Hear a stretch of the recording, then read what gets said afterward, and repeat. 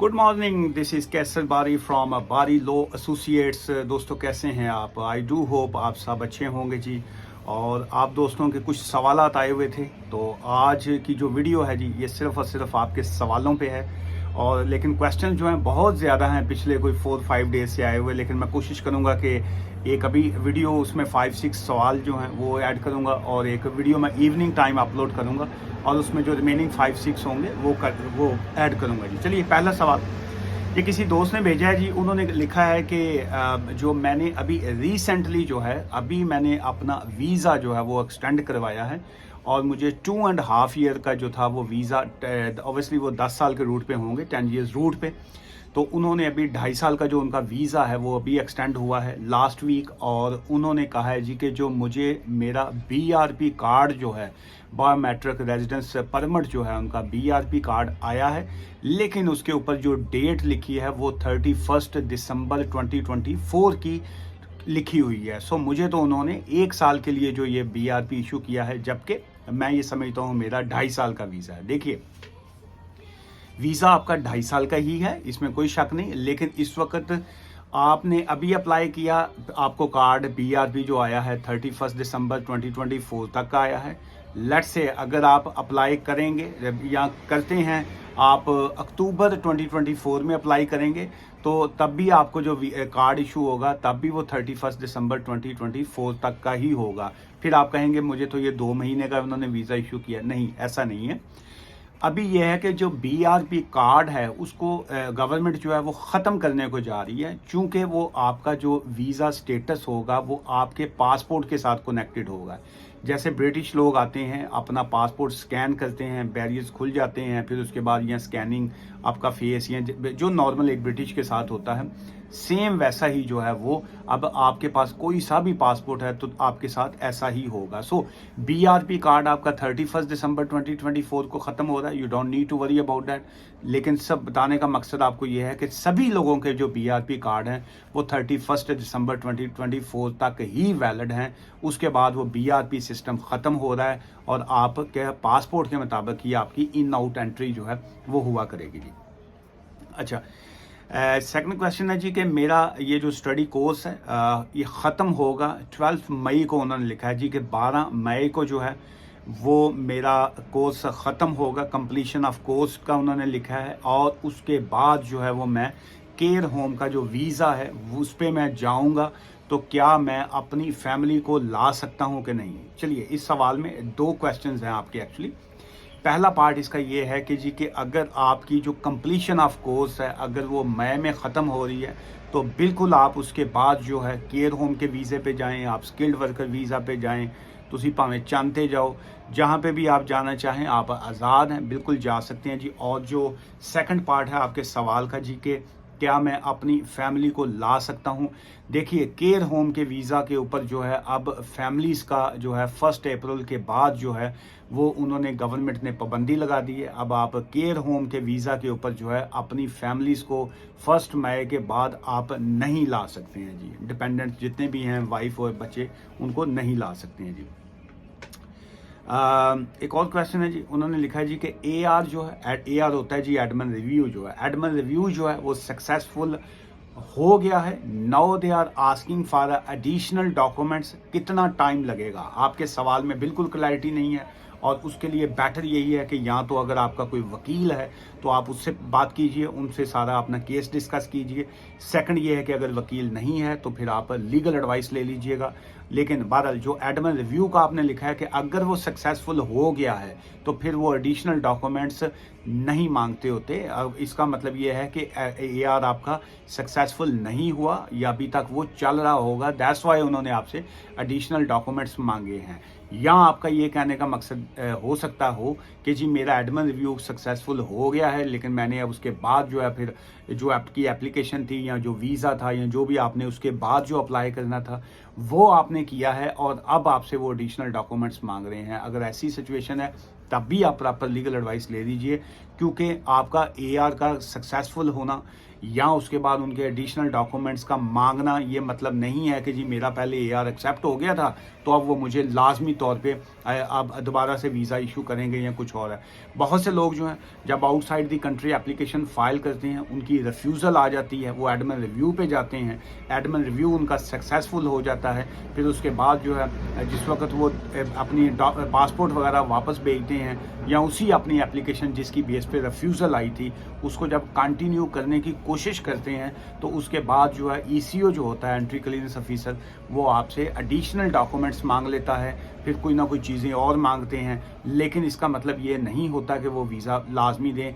बहुत से केसेस में वहाँ पे भी रिफ्यूज़ल आ जाती है, चूँकि जिस वक्त आपने पहले आपकी रिफ्यूज़ल आई होती है और उसके बाद आप AR पे गए होते हैं और उस बीच में और नई सिचुएशन में काफ़ी टाइम का फ़र्क आ जाता है। सो ऑलवेज जो नई एप्लीकेशन होती है वो करंट सिनेरियो के मुताबिक और करंट लॉ के मुताबिक और जिस वक्त एप्लीकेशन जाती है उस सिचुएशन के मुताबिक वो डिसाइड करते हैं, ना कि आपकी पहली सिचुएशन या AR के सक्सेसफुल होने के बाद। ये स्पाउस वीज़ा के हवाले से एक इंटरेस्टिंग सवाल है और मैंने वहाँ पे बल्कि उनको मैसेज भी कर दिया था कि जी कि आपका ये वाला सवाल जो हम अगली वीडियो में शामिल करेंगे।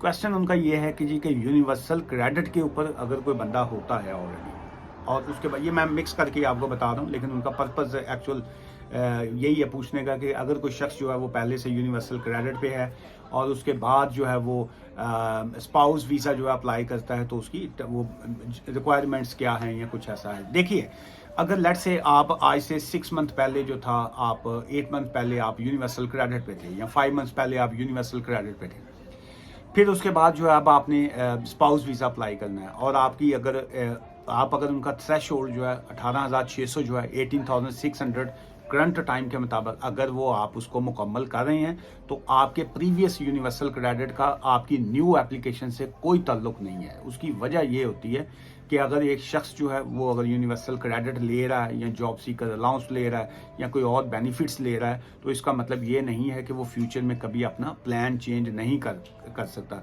यहाँ पे तो लोग क्या कहते हैं जेंडर चेंज कर लेते हैं जी, कभी वो गे बन के केस फाइल कर देते हैं, जो ही वो केस उनका ओके होता है तो उसके बाद साथ ही जो है वो उन्होंने जिन्स जेंडर चेंज हो जाता है, कहते हैं जी हमें फीलिंग्स आ गई हैं, अब हम जो है वो लड़की के साथ शादी करेंगे। सेम लड़कियां भी ऐसे ही कर रही हैं आजकल कि जी के कुछ और नहीं बनता तो कहती चलो कुड़ी कुड़ी दे नाल यारी ला लेंदी, फिर उसके बाद अचानक पता चलता है कि लड़की वाला केस तो रिफ्यूज़ हो गया, अब उनको कोई ना कोई जो है बॉय मिल जाता है तो फिर वो कहती हैं जी कि चलें मेरा माइंड चेंज हो गया, मैं अब जो है ये किसी और चलिए एनीवे। सो स्पाउस वीज़ा की आपकी रिक्वायरमेंट की तरफ आपने देखना है। इसमें मेन चीज़ें जो आएंगी, जो सबसे मोस्ट इम्पोर्टेंट पार्ट होता है स्पाउस वीज़ा में, वो यही है कि आपकी अभी जो करंट सिनेरियो है उसमें 18,600 की इनकम होनी चाहिए और वो इनकम जो है वो आपकी जॉब से आनी चाहिए, आपके अकाउंट में सैलरी आनी चाहिए, आपके अकाउंट में उसी एम्प्लॉयर से पैसे आने चाहिए जिसके पास आप काम कर रहे हैं। आपके पास कॉन्ट्रैक्ट की कॉपी होनी चाहिए कि जी ये हमारा 18,600 का थ्रेश होल्ड है, ये हमारा जॉब है, उसमें आपके पास अकोमोडेशन होनी चाहिए, आपके पास मिनिमम 1 बेड का जो है एक स्पेयर रूम होना चाहिए, तुसी होने के बाद चौक चुमंजी तो डानी को नहीं। सो इस वजह से ये 2-3 चीज़ें जो होती हैं ये बड़ी इंपॉर्टेंट है। अक्सर लोग जो हैं वो जी वो अकोमोडेशन तो हमारा अपना मसला है जी, हम खुद ही एडजस्ट कर लेंगे। भाई ऐसे एडजस्ट नहीं करेंगे, वो पुराने वक्त थे वहाँ पे हमारे अपने मुल्कों में जहाँ पे एक ही कमरे में जो था वो मियाँ बीवी भी सो जाते थे तो कई सालों बाद पता चलता सी कि जी वो उन्होंने 7-8 बच्चे भी नहीं, पता नहीं किहड़े टाइम बच्चे अपना वो प्लानिंग कर लेते थे, समझ ही नहीं आती है। सो यूके में ऐसा नहीं है। यूके में यह है कि आपको you have to must prove कि जी आपके पास जो है 1 स्पेयर बेडरूम का होना लाजमी है। और अगर कोई पहले यूनिवर्सल क्रेडिट पे था that doesn't make any difference. अभी जिस दिन आपने अप्लाई करना है अपना स्पाउस वीज़ा उस दिन आपने पिछले 6 मंथ की जो है वो आपने पे स्लिप्स और बैंक स्टेटमेंट आपका देना लाजमी है जी। अच्छा, ये कल एक मैंने वीडियो अपलोड की थी, वो इस हवाले से थी कि जी के ये जो सोल रिस्पॉन्सिबिलिटी है वो क्या होती है और कस्टडी जो है वो क्या है। ये फैमिली वीज़ाज़ में जब आप अपने बच्चे को जो है एज अ डिपेंडेंट साथ में लाना चाह रहे थे, उसी वीडियो के ऊपर ये किसी का कमेंट्स था। उन्होंने कहा जी कि कस्टडी भी अगर हो, बच्चे की कस्टडी भी माँ के पास हो और उसके बाद माँ ने जो है वो सेकंड शादी कर ली हो, सेकंड मैरिज हो गई हो, तो क्या नए खामन के साथ, न्यू हस्बैंड के साथ जो है वो अपने बच्चे को जो पिछले से है उसको साथ में एज अ डिपेंडेंट करके और नए हस्बैंड को एज अ डिपेंडेंट करके वो यूके में ला सकते हैं कि नहीं। देखिए, ये बड़ा टेक्निकल सा इसमें इशू है और ये इन योर केस स्पेशली जो है मैं आपसे यही कहूँगा कि प्रॉपर लीगल एडवाइस लेके जो भी आप एक्शन कीजिएगा। अब इसमें इशू ये नहीं है कि जी कि औरत ने दूसरी शादी कर ली, ठीक है जी, और उसके बाद वो नए हस्बैंड को एज ए डिपेंडेंट लाना चाह रही हैं। बिल्कुल वो नए न्यू शादी कर ली, मुबारक हो, और नए हस्बैंड को वो लाना चाह रही हैं डिपेंडेंट। वो जो है उन्होंने तो अपना चोपड़ियाँ तो दो हैं, बीवी भी मिल गई और यूके का वीज़ा भी मिल गया, साथ जो है वो रेडीमेड बच्चा भी मिल गया। लेकिन अब यहाँ पे इशू ये आएगा कि जी कि क्या बच्चे की सिर्फ कस्टडी मिली हुई है कोर्ट से या माँ के पास जो है फुल सोल रिस्पॉन्सिबिलिटी भी है। सो उस वीडियो को अगर आप दोबारा गौर से देखिएगा, सुनिएगा उसको, फिर अंडरस्टैंड कीजिएगा कि सिर्फ मैंने उसमें बताया है कि सिर्फ आपके पास सोल कस्टडी का होना लाजमी नहीं है। आपके पास लीगल कस्टडी का मतलब ये नहीं है कि आपके पास सोल रिस्पॉन्सिबिलिटी भी है।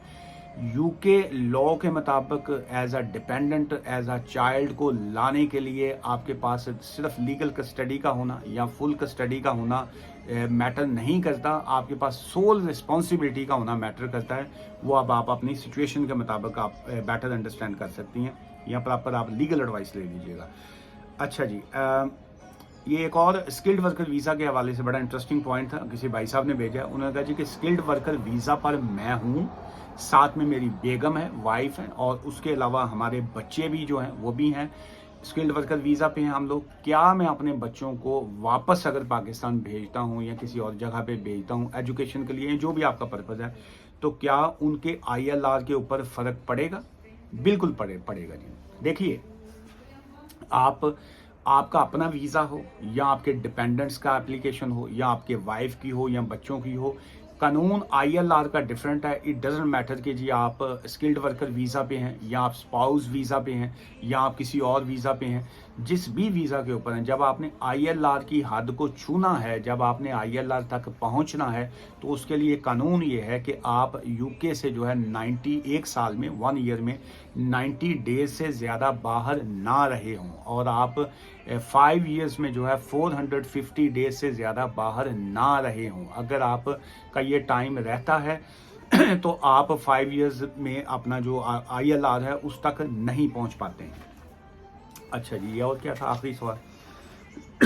अच्छा, ये किसी ने लिखा जी कि न्यू रूल्स जो हैं, जो यूके में पहले से लोग मौजूद हैं, सिर्फ उनके ऊपर भी लागू होंगे या जो नए लोग आएंगे उनके ऊपर लागू होंगे? देखिए, जो रूल्स जो होता है, जब कानून एक आता है, वो डिपेंड कर रहा होता है कि आप उसको किस शक्ल में देख रहे हैं। लेट से अगर अब एक बंदा जो ऑलरेडी, मैं ऑलरेडी यूके में इस वक्त हूँ, मैं यूके में मौजूद हूँ, लेकिन अब मेरे ऊपर जो कानून है, अगर मैं आज अप्लाई करता हूँ, अब मुझे नहीं पता आप कौन से वीज़े के हवाले से आपका सवाल है। लेट से मैं ऑलरेडी यूके में मौजूद हूँ, अब मैंने जो है वो केयर होम का वीज़ा जो है मैंने अप्लाई कर दिया, ठीक है, या मैं केयर होम के वीज़ा पे हूँ, तो मेरी अगर फैमिली जो है, मैं अब यूके में मौजूद हूँ, ऑलरेडी केयर होम के वीज़ा पे मौजूद हूँ, लेकिन मेरी अगर फैमिली, वाइफ या बच्चे जो हैं 1 अप्रैल से पहले मुझे ज्वाइन कर लेंगे, वो बिल्कुल ज्वाइन कर सकते हैं। अब मैं यूके में मौजूद हूँ, केयर होम के वीज़ा पे हूँ, अब मेरे पे कानून जो है वो बिल्कुल नया वाला लागू तब होगा अगर मैं उनका वीज़ा जो है 1 अप्रैल के बाद, लेट से मैं जून में कहता हूँ कि जी कि मैं जून में अपने बीवी बच्चों को केयर होम के वीज़े पे मैं बुलवाऊँ, लेकिन मैं तो ऑलरेडी पहले से मौजूद हूँ, तो मेरे पे कानून बिल्कुल वो लागू होगा। मैं जून में या 1 अप्रैल के बाद केयर होम के वीज़ा के ऊपर अपनी वाइफ या बच्चों को नहीं बुलवा सकता। सो इसलिए कानून की जिस दिन अनाउंसमेंट आती है या ये कहा जाता है कि ये कानून फलां डे से लागू होगा या एप्लीकेबल होगा, सो वो चाहे यूके के अंदर लोग हों या यूके के बाहर लोग हों, वो उनके ऊपर एप्लीकेबल करता है, लागू होता है, लेकिन डिपेंड कर रहा होता है कि कौन सा कानून किस वक्त है। लेट्स से अगर हम स्पाउस वीज़ा की बात करते हैं तो मैं इस वक्त 18,600 के ऊपर मैंने आज एप्लीकेशन फाइल करूँगा। अब मेरी वाइफ जो है वो आ जाती है, बिस्मिल्लाह करें, पहले आएँ तो सही।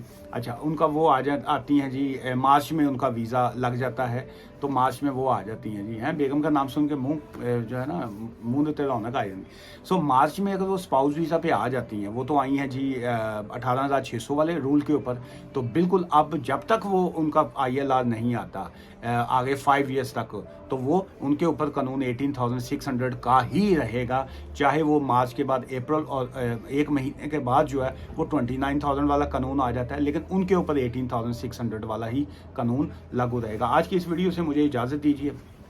मुझसे मिलना चाहें, बारी लॉ एसोसिएट्स, हम लोग जो है वो ब्रैडफर्ड में होते हैं, लेकिन आजकल आपको पता है रिमोट का ज़माना है, मैं हॉलीडे पे हूँ, लेकिन उसके बावजूद जो है मैं फ़ोन कंसल्टेशन जो है वो यहाँ से भी मैं कर रहा हूँ। कल बल्कि किसी ने वीडियो पे कहा कि जी ये कैसी हॉलीडे है। भाई अगर काम करेंगे तो तभी हॉलीडे है, अगर काम ही नहीं करेंगे तो फिर हॉलीडे कहाँ से मनाएंगे। सो इसलिए जो है ये हॉलीडेज़ हों, लेकिन ये काम के साथ ही चलती हैं। अगर आपका काम चलता है, आप काम करते हैं, तो इसका मतलब है आपकी हॉलीडेज़ भी ज़िंदा रहती हैं। सो इसलिए आप जहाँ पे भी हों आपको काम करना चाहिए। सो मैं तो हर वक्त जो है वो मैं काम ही करता हूँ, हॉलीडे भी, बल्कि मैं काम के दौरान भी हॉलीडे कर रहा होता हूँ मैं। सो दुआ में याद रखिएगा। Take care, bye for now.